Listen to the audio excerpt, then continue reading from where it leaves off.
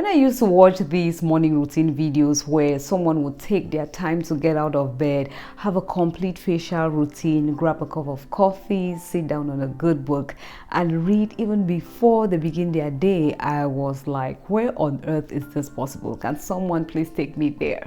Because my mornings look nothing like that. Rushing to work, rushing to get the kids ready for school was almost a daily thing for me because waking up early in the morning was a struggle. I'm a night owl and I did not enjoy all that adrenaline rush in the morning, the shouting because everybody is running late, and the guilt that often came with it. So I told myself the only way to change this would be to practice waking up early in the morning, like we are told, right? But it did not help me that much because I forced myself to wake up and then I'll wake up feeling tired, unmotivated, contemplating if I should just go back to bed or not. And then before I know it, the time just winds down and I'm back into that morning rush again. And I would even be more angry because I'm like, I should have been sleeping. Why wake up early if I'm not going to get anything out of it? Then I realized that there is more to a productive morning routine than just waking up early. I had to come up with a strategy that will help me to move away from that place of having to wake up early in the morning over to where I now enjoy waking up in the morning or want to wake up early in the morning. So in the first half of this video, I'll be sharing with you the things that help me to enjoy waking up early in the morning.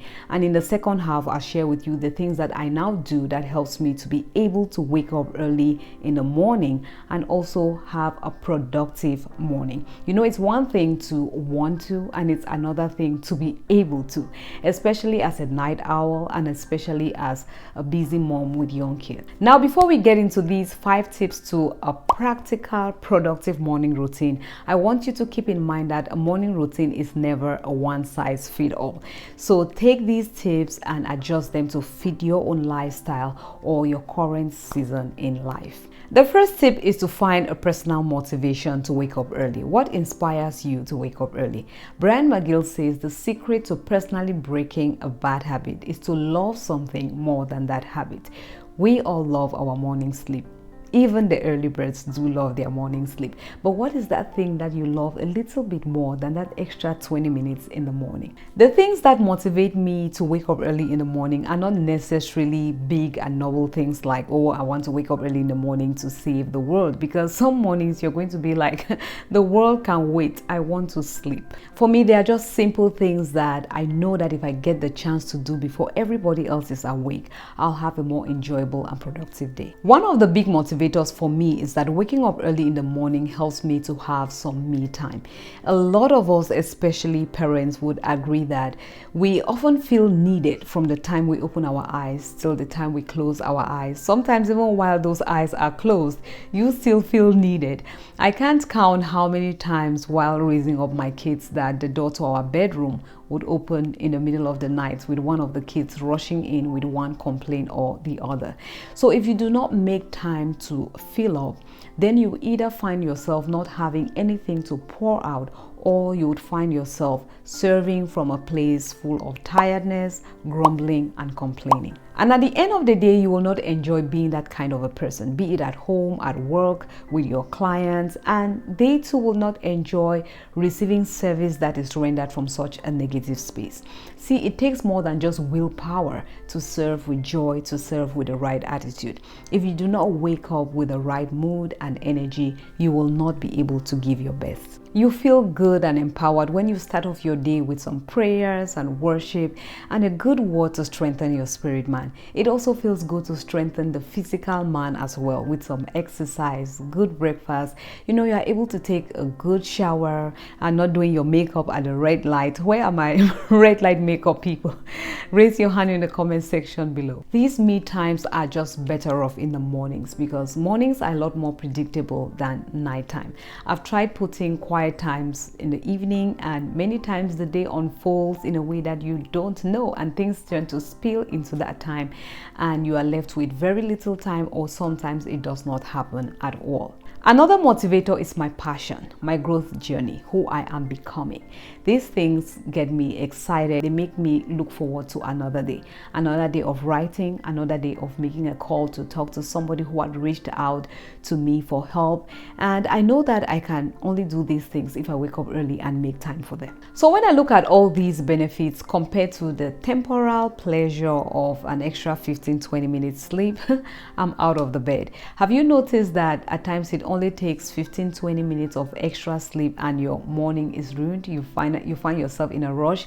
It messes up your day and it may even roll over into the next day. So for me, these things motivate me to wake up early in the morning, even though I'm a night owl. There's a cycle we must break in order to wake up early and have a productive morning routine. This cycle begins with going to bed late, waking up late, having a poor start to your morning, which often affects your productivity during the day, and then you're forced to burn the midnight candle trying to catch up with work that has not been finished. This leads to you going to bed late again, and then the cycle continues. In order to break this cycle, we have to start with the night as well.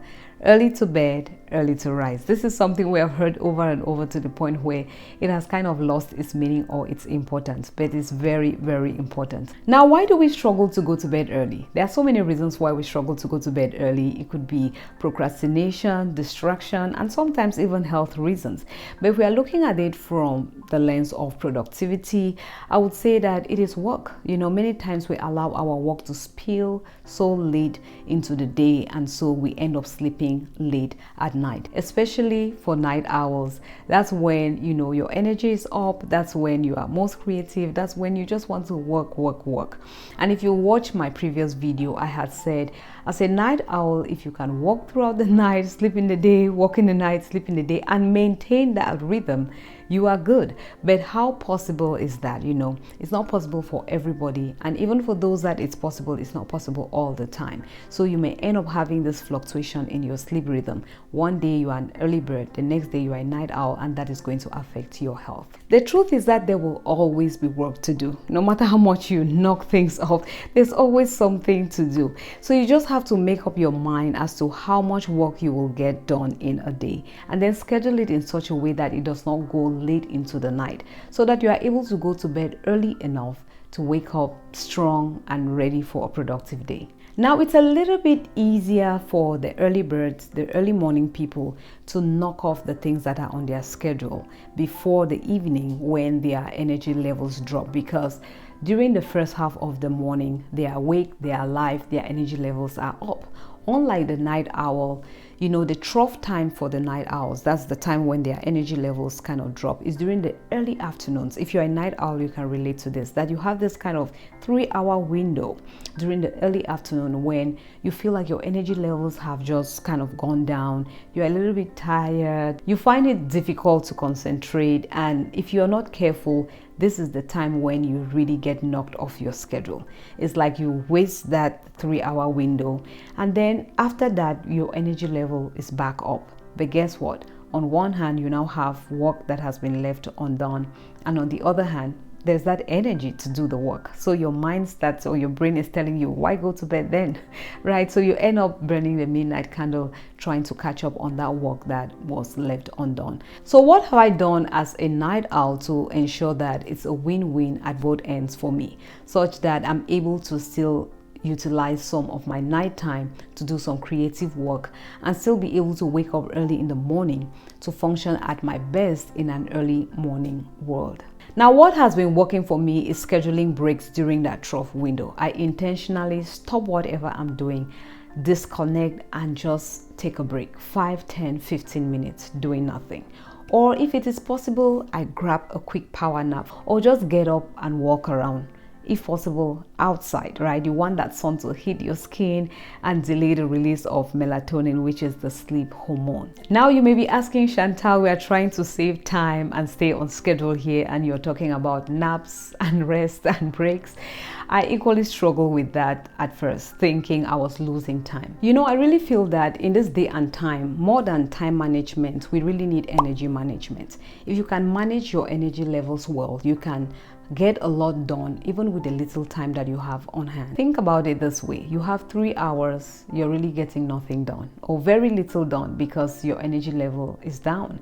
But then if you take a few minutes from those 3 hours to kind of disconnect, to rest, to get your energy levels back up, then you are able to kind of bounce back on track, get back on schedule, and finish up things as early as you had planned.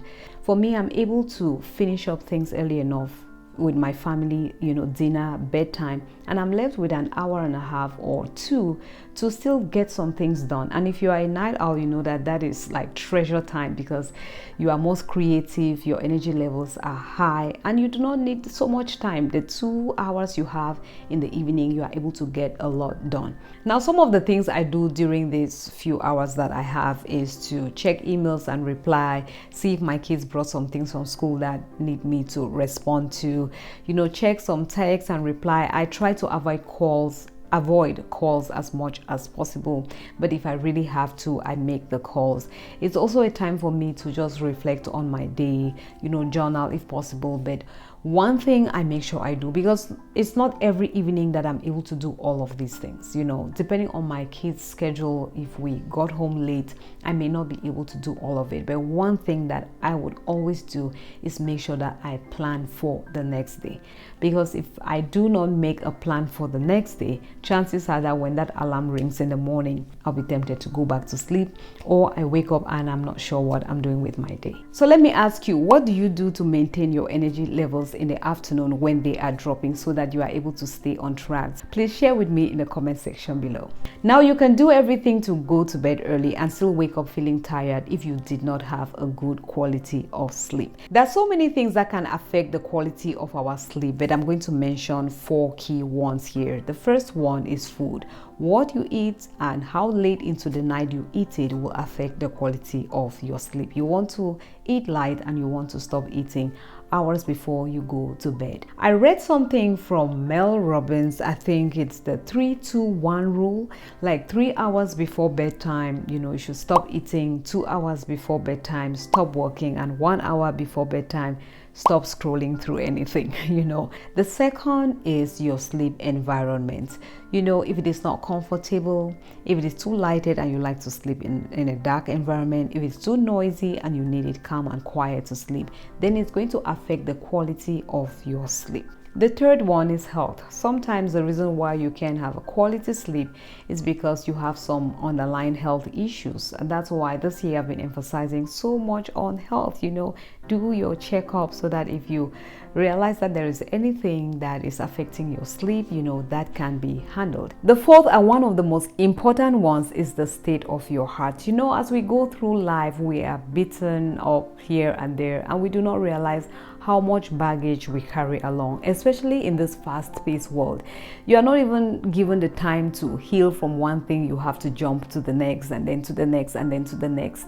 And these things have a way of leaving us alone during the day, and then when you hit the bed at night, all of a sudden your thoughts are racing, your emotions are all over the place. So my heart really goes out to anybody who is carrying any emotional baggage of any form right now. My prayer goes out to you. I pray that you find healing. And please, if you need help, get help. You'll be surprised that when you have, offloaded, let me put it that way, or gotten rid of all that emotional baggage and trauma, you'll be surprised at how well you can sleep. Now you've done what you can to go to bed early. You've done what you can to ensure that you have a good quality of sleep. And now you can wake up in the morning feeling well rested. But if you do not have a well planned out morning routine, you could still waste that time. Planning your morning starts with determining what time is best for you to wake up and how much time can you afford in the morning for that morning routine.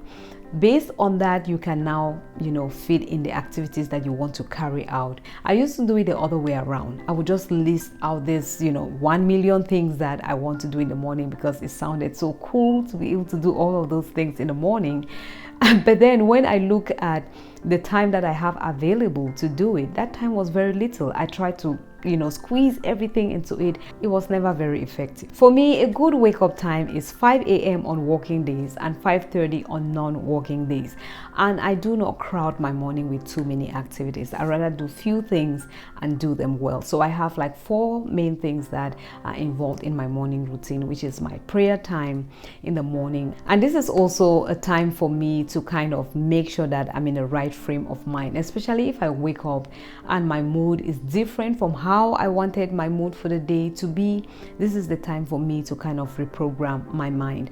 And then it also involves some exercise, me being able to take a good shower, prepare myself for the day, and make breakfast for my kids. Now, all of these things I did not introduce in my morning routine all at once. It was always one thing, and then when I'm kind of used to it, I introduced another, then I introduced another. Also note that you cannot drastically change your sleep schedule. If you used to stay up till about 2 a.m. and then you sleep till about 11 a.m., you cannot just suddenly leave from waking up at 11 a.m. to waking up at 4 a.m. It's going to be very difficult. It's going to just offset your system. So it's better you do it gradually from maybe 11 to 10 to 9 to 8, until you can adjust everything to the time that you desire. My final tip for you is to be consistent. This is the only way that it's going to begin to feel second nature to you, because you're doing it over and over and over. Does this mean that you will never fall off your schedule? Of course you will. I have fallen out of schedule a good number of times, but because you are intentional and you're doing it consistently, it begins to feel second nature to you. Another way to stay consistent is to have an accountability partner. It could be your spouse, your kids, your friend, your roommate, whoever can hold you accountable to that time. I happen to be married to an early bird. My husband is an early bird, and so he helps me a lot with the early morning routine. Just him waking up and doing his stuff and start talking to me, that gets me out of bed, and I start off on my day. So if you are a night owl, or just somebody who has really been struggling with the morning because of your lifestyle or because of the season in which you find yourself, a quick recap is that 1, look for something to motivate you to wake up early in the morning. Number 2, look for measures to end up your day early and go to bed early. Number 3, ensure that you have quality sleep so that you wake up in the morning not feeling tired and exhausted. Number 4, make sure you have a plan for that morning, because if you do not have that plan, chances are that you will just go back to sleep, or you will wake up and do nothing with that time. And number 5, be consistent. That way, that routine becomes second nature and you don't need to struggle anymore. I'm here to encourage you that you can do it. I'm a big night owl, and if I could do it, you too can do it. We have that survival instinct in us. We have the ability to adapt inside of us. In fact, research has shown that night owls turn to, adapt to schedules outside their sleeps pattern more than early birds. I guess they don't have a choice, right? So you can do it. Take the steps, try it out, and take control of your morning. Your morning is a door. Your morning is a gateway into your day. So how you open that door and what you allow through that door will determine how your day unfolds. And conquering this year starts with conquering one day at a time. Now, before you go, do me a favor to hit that like button if you enjoyed this video, share it so somebody else can be blessed, and consider subscribing to the channel if you haven't done so. Come on and join this beautiful family of bloomers. Let us continue on this growth journey together. Thank you once more for tuning in, and see you in the next.